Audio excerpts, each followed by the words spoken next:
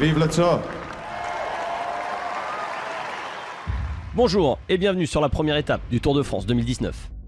Au départ de Bruxelles, le parcours est relativement plat aujourd'hui. Deux bosses de légende présentent sur le début du tracé, le Bosberg et le Mur de Grammont, bien connus des spécialistes du Tour des Flandres.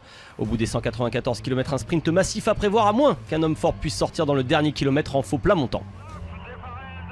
La première échappée de ce tour se dessine dès le départ réel avec 4 hommes à l'avant. Aux côtés de Greg Van Avermaet de l'équipe CCC, on retrouve Nathanael Beran, l'Érythréen de la Cofidis, le Belge Sandro Meurice de Vantigroup Gobert, Mats Wurz, le Danois de l'équipe Katusha Alpecin. L'échappée prend jusqu'à plus de 3 minutes d'avance avant les deux difficultés de la journée. Dans le Mur de Grammont, Greg Van Avermaet produit son effort, seul l'autre Belge Meurice arrive à le suivre. Les deux hommes parviennent ensemble au sommet du Bosberg. Cette fois, c'est Sandro Meurice qui passe en tête. Moment choisi par Van Avermaet pour se relever et retrouver sa place dans le peloton. Il sera le premier porteur du maillot à pois de ce Tour 2019. Les hommes de tête, eux, se regroupent. Ils sont désormais 3 à l'avant de la course. En tête de peloton, 3 équipes unissent leurs efforts pour maintenir un écart avec les échappés. On retrouve les Jumbo-Visma de Dylan Groenewegen, les Lotto Soudal de Caleb Ewan et les Deceuninck Quick-Step d'Elia Viviani.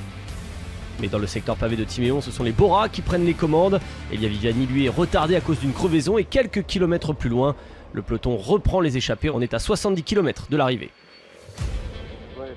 Au sprint intermédiaire des Bonvillers, le peloton est scindé en deux et Peter Sagan règle ses adversaires, notamment Sonny Colbrelli et Greg Van Avermaet qui font 2 et 3. Et à 58 km de l'arrivée, Stefano Rossetto de l'équipe Cofidis décide de tenter sa chance en solitaire. À 18 km de l'arrivée, Stefano Rossetto est toujours seul à l'avant. La nervosité gagne le peloton et la première chute intervient. Jakob Fuglsang est le premier favori touché, mais le Danois va retrouver sa place dans le peloton après quelques kilomètres de chasse. Après 50 km en solitaire, Stefano Rossetto est enfin repris par l'avant-garde du peloton. Les trains de sprinters se replacent à l'avant. Devant, le sprint se prépare, mais une chute intervient à l'avant du peloton. Dylan Groenewegen, archi favori pour la victoire, est à terre. Peter Sagan semble fort et emmène le sprint dans le dernier faux plat montant. Il a derrière lui Caleb Ewan et le surprenant Mike Tennyson.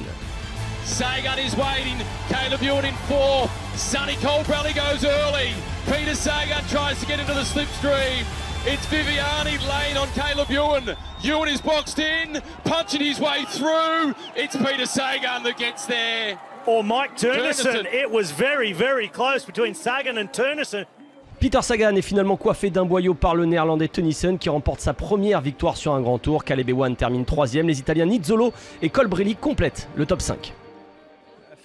Je pense que ça va me prendre quelques jours pour me rendre compte. On peut rêver à ce genre de scénario, non pas que Dylan chute, mais que je puisse gagner l'étape. Et aujourd'hui ça m'a souri, c'est sympa je dirais.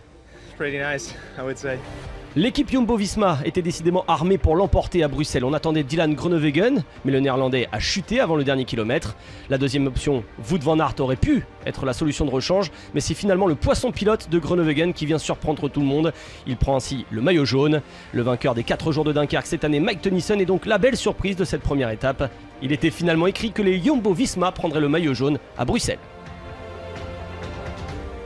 Au classement général, pour le moment, Tennyson est donc en jaune avec 4 secondes d'avance sur Peter Sagan et 6 sur Caleb Ewan. Le reste du peloton et des coureurs pris dans la chute sont à 10 secondes du premier leader de ce Tour de France 2019, Mike Tennyson.